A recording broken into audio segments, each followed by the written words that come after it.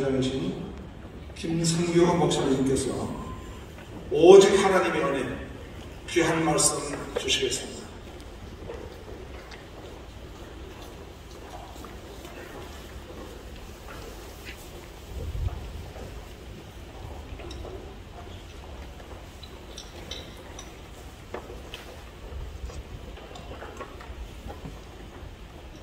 권사님 되실 분들이 아주 아름답게 한복을 입으셨습니다. 아마 마음도 들뜬 분들도 계실 수도 있습니다. 끝나면 누가 꽃을 가지고 올까?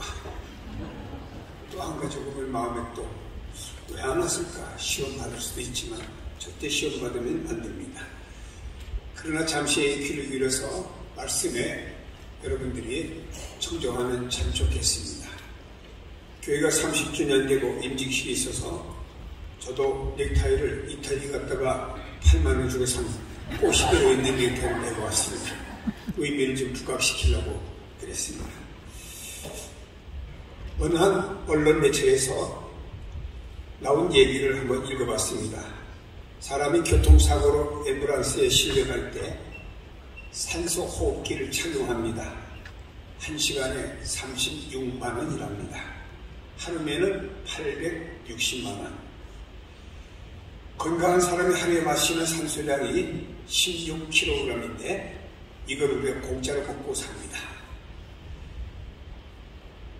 교회가 제가 목회 볼 때 한 달에 전기세가 1000만원인데 안산에 있는 어느 교회는 한 달에 전기세가 1억이랍니다.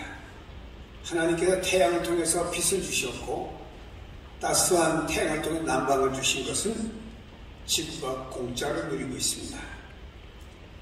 내사자가 각막 하나를 개정하면 구입하는데 1억이 든답니다. 2개의 눈을 이식하려고 하면 2억이고 신장을 교체하는데 3천만원이 들고 심장을 교체하는데 5억이 들고 간을 이식하는데 7천만원이 들고 팔, 다리, 치아 모든 지체들이 인공 없이 건강하게 걸어다니는 몸을 돈으로 환산하면 51억이 넘는답니다. 여러분 여기에 걸어오시고 하신 여러분들 51억짜리가 왔습니다. 그러나 여러분 이 모든 것들은 우리가 하나님의 축복이라고 하면서 반대로 보면 하나님이 우리에게 은혜로 주신 공짜의 선물로 우리가 살고 있는 이 몸 하나의 증거가 많이 들어있음을 알 수가 있습니다. 여러분 우리가 하나님의 은혜로 날마다 생존하고 날마다 살아가는 것이죠. 이 모든 것을 하나님 주신 것을 가르쳐 우리는 은혜라 이렇게 표현합니다. 사도 바울의 얘기 좀 하겠습니다. 바울은 그의 서신서 약 14권을 쓴 가운데서 가장 많이 사용한 단어가 은혜라고 하는 단어입니다. 서신서를 보내면서 인사에도 하나님의 은혜와 평강이라고 또 인사를 합니다. 또 서신서를 마무리할 때에도 하나님의 은혜가 너희와 너희 교회에 넘치길 바란다. 시작도 은혜, 마무리도 은혜라는 단어로 사용했습니다. 히라보로 은혜를 카리스라 부르는데 하나님의 은혜 혹은 하나님의 호의, 하나님의 선물, 하나님께 감사할 내용을 은혜라 이렇게 표현을 하고 있습니다. 사도 바울은 본문에서 자신에게 임한 하나님의 은혜를 두 가지로 표현했습니다.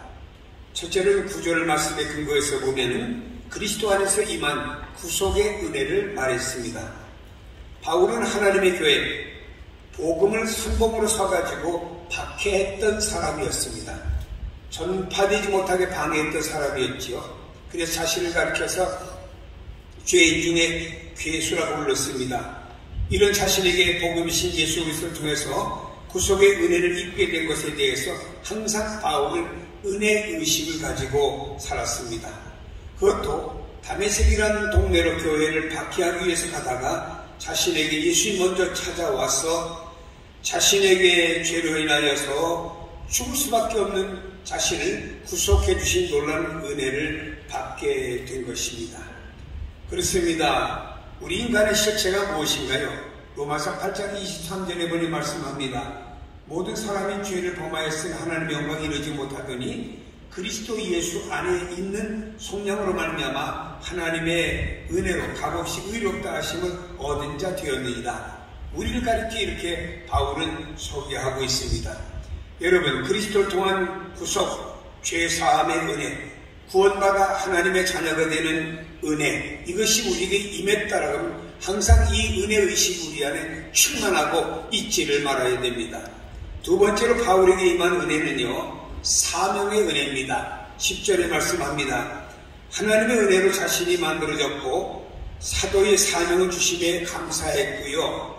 다른 사도보다 더 많이 수고했지만 하나님의 은혜로 한 것이다. 다른 사도보다 내가 더 많이 고생했고 교회 개척하고 복음 전했고 마을마다 유럽까지 복음을 전했지만 그러나 이것도 하나님의 은혜로 한 것이다 라고 고백하면서 그에 주어진 사명도 바로 은혜라고.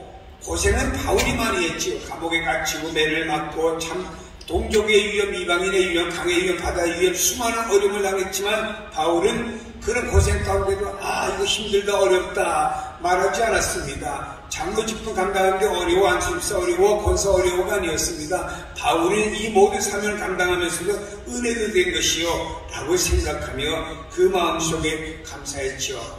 여러분, 우리가 이렇게 성경 소개합니다. 우리 주원이 이 땅에서 주님을 위한 직분들은 성경에 천사도 흠모하고 만왕의 왕이신 하나님의 그 일을 이 땅에서 이루어드림에 쓰임받는 종들이라고 하는 것은 어마어마한 신앙 안에서 보면 특권인 일로 믿으시기를 바랍니다.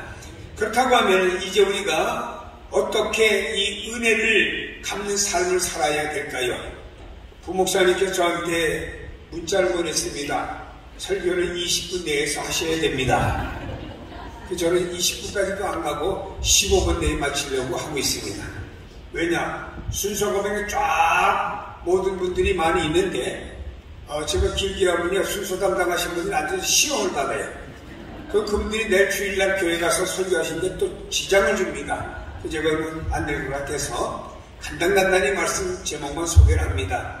여러분, 우리가 이런 은혜를 받았으면 이제 어떤 삶을 살아야 될까요? 첫째로는 본문에 근거해서 감사하며 살아가야 됩니다.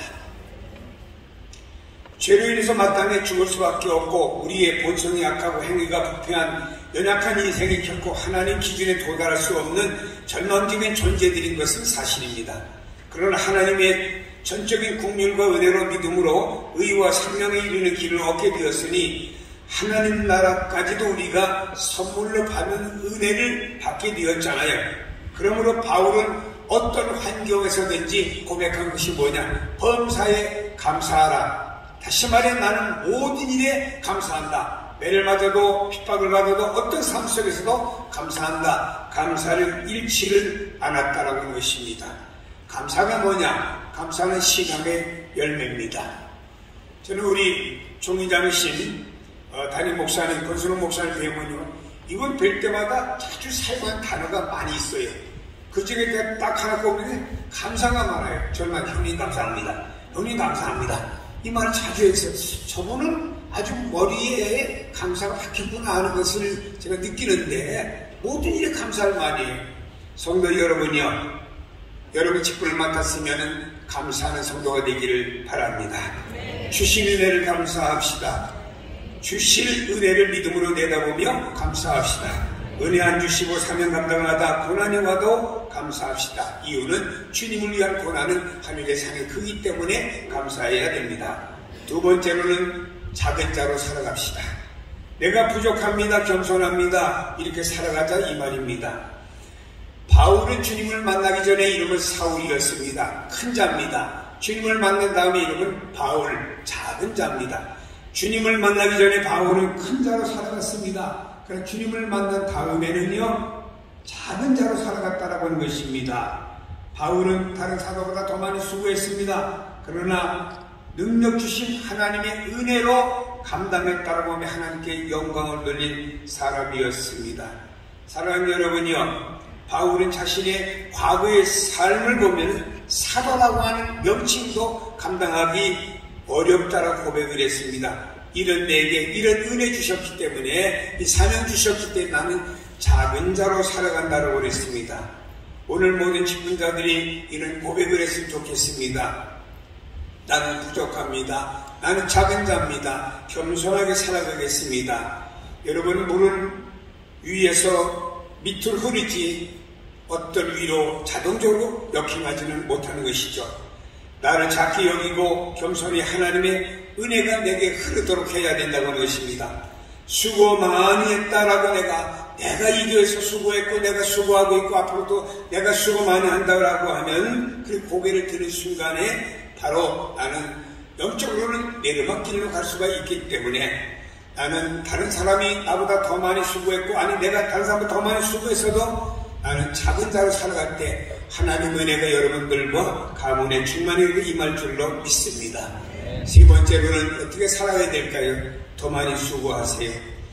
하나님은 자신의 업적을 나타내기 위해서 더 많이 수고한 사람들을 기뻐하지 않습니다. 바울은 말이에요. 내가 누군데 내 업적을 나타내고 내가 더 이력서를 쌓기 위해서 더 많이 수고한 것이 아니었습니다. 하나님께 영광을 돌리기 위해서 그는 많이 수고했다라고 하는 것입니다. 그 수고도 바울은 고백합니다. 내가 한 것이 아닙니다. 내게 능력 주시는 하나님의 은혜로 했기 때문에 내가 나타낼 것은 없습니다. 더 많이 수고했지만 그것은 내가 한 것이 아니고 바로 하나님의 은혜로 한 것입니다. 라고 고백했습니다. 그렇습니다. 수고는 내가 합니다. 고생은 내가 합니다. 헌신은 내가 합니다. 그러나 이건 내가 한 것이 아니고 하나님 내게 은혜 주셔서 했다고 하나님께 영광이 돌아가야 되고 또 우리는 더 많이 수고해야 됩니다. 제가 교단을 바라봅니다. 저도 총회장을 지냈습니다. 몇 년 전에. 금년에 우리 교단 총회장은 권소영 목사님입니다. 얼마나 일을 교단에 많이 벌려놨는지요. 내가 정신이 없어요. 어느 때 전화하면 부산에 가 있대. 다음날 저 또 제주도 가 있대. 그 다음에 전화하니까 어떻게 외국 가 있대요. 그래서 언제 한국 있습니까? 그러니까는 언제라고 그랬대다. 이번에도 어디 또 외국 갔다가 공항에 딱 도착하면은 바로 화장실에 가서 눈곱 떼고는 또 김해공항 또 가야 된답니다. 어느 노예문제일로. 여러분, 하나님께서는 일하는 자를 통해서 교단을 발전시키고 업그레이드 시키고 또 우리 교단이 그동안에 우리 교단뿐만 아니라 한국교회가 코로나 팬데믹으로 침체되었는데 여러분, 샬롬 부흥이라는 전도의 목표를 가지고 다시 한번 깨우쳐서 한국교회가 다시 부흥하는데 초석과 부싯돌을 붙인 이번 총회가 되었어요. 이런 대목은 아멘 그것에서 주님이 기뻐하십니다. 네, 그렇습니다. 여러분, 어떤 총회장이냐에 따라서 수고를 많이 할 수도 있고 안 할 수도 있습니다. 그러나 여러분들, 이 교회 성도님들은 이제 직분을 맡아갖고 더 많이 수고해서 하늘의 쌍을 많이 쌓기를 바랍니다.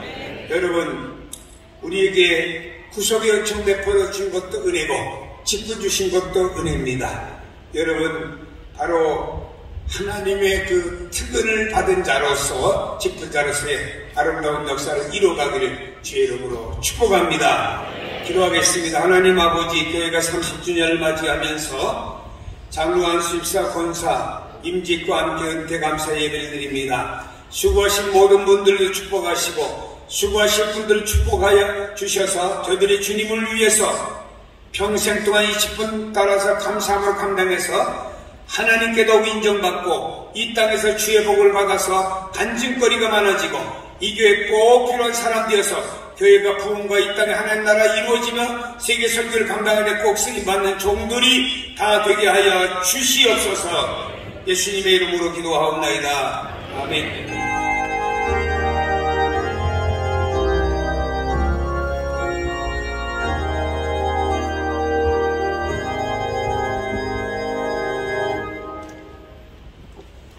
오늘은 말씀 우리가 깊이 새기고 또 하나님께 영광 돌리기 원합니다. 우리 하나님께 한번 영광의 박수로 영광 돌리겠습니다.